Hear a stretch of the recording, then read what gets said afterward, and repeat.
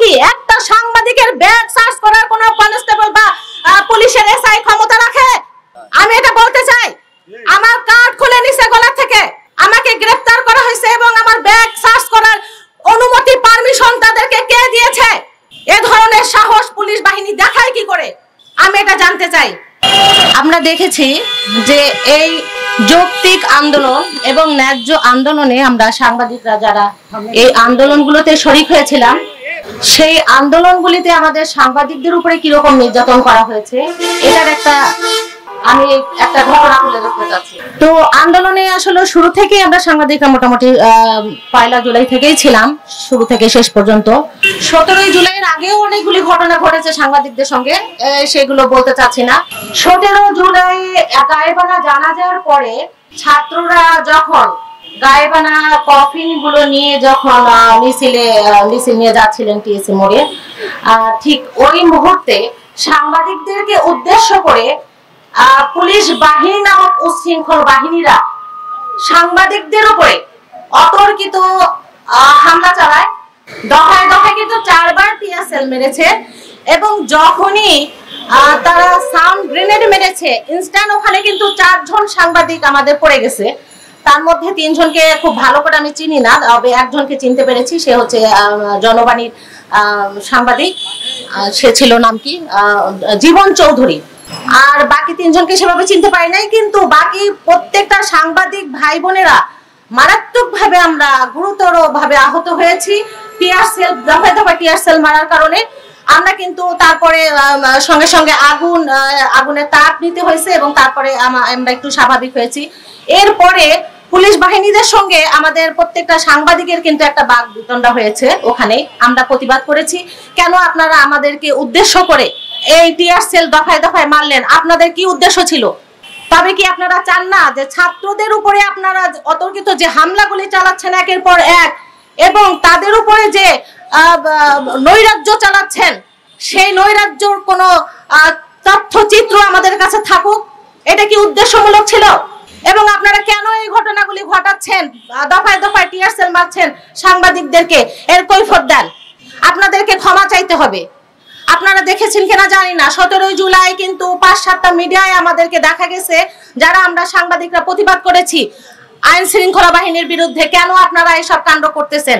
আসলে এরকম তো কোনো ঘটনা এখানে ঘটে নাই, কারণ ছাত্ররা তো স্বাভাবিক মিছিল নিয়ে, তারা শান্তিপূর্ণ মিছিল নিয়ে তারা কফিন নিয়ে এগোচ্ছিল।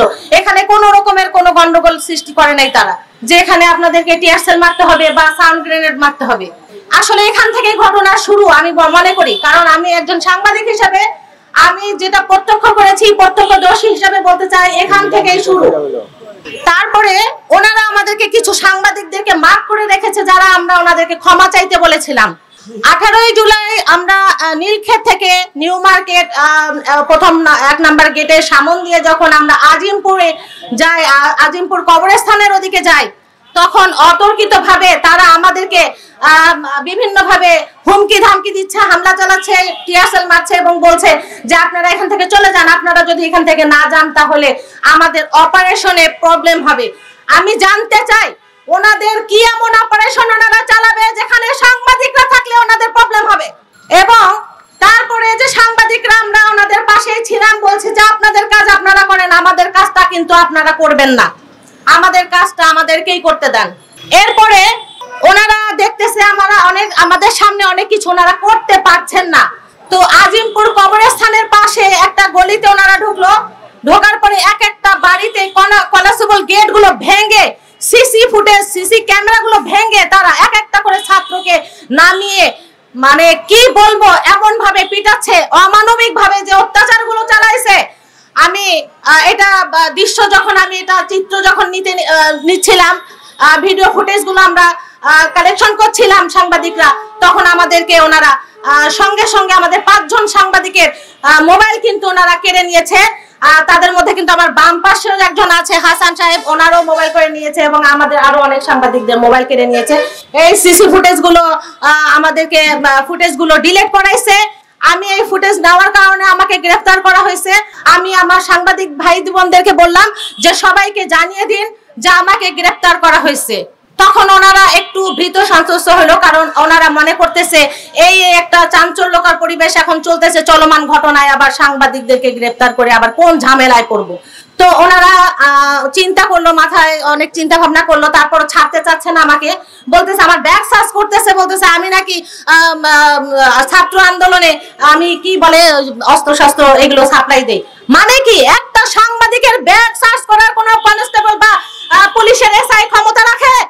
আমি এটা বলতে চাই, আমার কার্ড খুলে নিছে গলা থেকে, আমাকে গ্রেফতার করা হয়েছে এবং আমার ব্যাগ সার্চ করার অনুমতি পারমিশন তাদেরকে কে দিয়েছে? এ ধরনের সাহস পুলিশ বাহিনী দেখায় কি করে আমি এটা জানতে চাই। আমি বলেছিলাম যে ইন্টারনেট বন্ধ করে এই স্বৈরাচার সরকার এবং আইন শৃঙ্খলা নামক পুলিশ বাহিনী, উচ্ছৃঙ্খল বাহিনী যে নৈরাজ্য চালিয়েছে বাংলাদেশে ছাত্র সমাজের উপরে, তার দায়ভার কিন্তু কোনোভাবেই কোনো সাংবাদিক নেবে না। এই দায়ভার সরকারকেই নিতে হবে এবং পুলিশ বাহিনীকেই নিতে হবে। তারপর ওনারা 2 ঘন্টা পরে আমাকে কি মনে করে ছেড়ে দিল? গ্রেফতারই যখন করলো তখন আমাকে 2 ঘন্টা পরে কেন ছেড়ে দিল এটাও আমি জানতে চাই। আজিমপুর থেকে আমাকে গ্রেফতার করা হয়েছে, এটা কিন্তু অনেক সাংবাদিকরাই প্রত্যক্ষ করেছেন। তো এই সাংবাদিকদের মোবাইল গুলো কেড়ে নিছে, ফুটেজ গুলো জোর করে ডিলিট করাইছে, সাংবাদিকদের উপরে লাঠি চার্জ করছে। কেন? এত বড় সাহস স্পর্ধা তাদেরকে কে দিয়েছে এইভাবে সাংবাদিকদেরকে হত্যা করা, সাংবাদিকদের উপরে লাঠি চালান করা এবং সাংবাদিকদের ব্যাগ সার্চ করা এবং সাংবাদিকদের মোবাইল থেকে ফুটেজ ডিলিট করার স্পর্ধা তারা দেখায় কি করে?